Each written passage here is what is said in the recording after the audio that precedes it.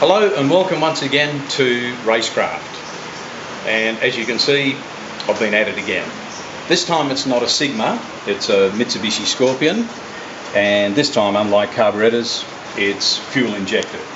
This is a late model EFI Windsor out of like an AU2 Falcons. These are great little engines because they come with a good manifold, they've got the GT40P heads, they've got the roller cam, they're just a sensational little engine.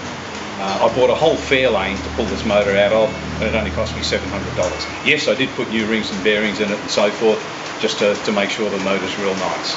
And once again, like with the other Scorpion, I'm running the Ford AOD 4-speed overdrive gearbox. And like the other car, and like the Sigmas I've done before, I'm running the big Commodore brakes. They're the big 2-spot calipers with the 300mm rotors. Now, because the car's fuel injected, I had to upgrade the fuel system, and I've done that by using a lift pump and a swirl pot. So for a swirl pot, I've made up this aluminium cylinder, and I've used a VS Commodore pump assembly, which I've shortened up. I've put a new pump in there.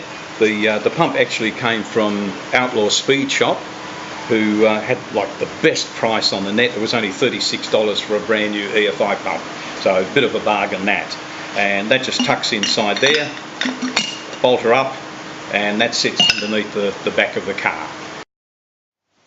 Okay, so I've got the little swirl pot mounted up here underneath the back of the car, just behind the diff. It clears everything, but it was a nice easy position to put it in. Out of sight, just up behind there, is the little lift pump that feeds the swirl pot. As you can see, the diff is just stock standard. It's just the Mitsubishi Scorpion diff, which from all accounts people tell me are actually quite strong. We'll see how that goes in durability as I put a few miles on it.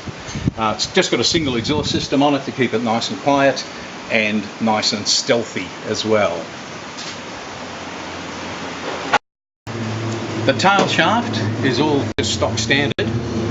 All I did was cut the front of the tail shaft and put a C4 yoke on it, which of course fits the Ford AOD gearbox. And as you can see, the gearbox fits into the tunnel and everything. It's got a catalytic converter on it, it's fuel injected, it's registrable legally in any state in Australia. So it's actually quite a nice car to drive.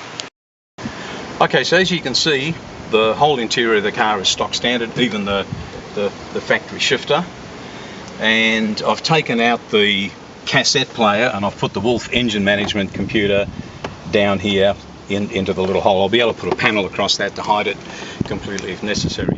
I quite like the Wolf engine management computer. I used to be the Southeast Queensland distributor for Wolf, not anymore for reasons I'm not aware of, but I quite like the Wolf. This is the old Wolf, it's the 3D version 4, but it's most certainly adequate for an old pushrod engine like a 302 Windsor.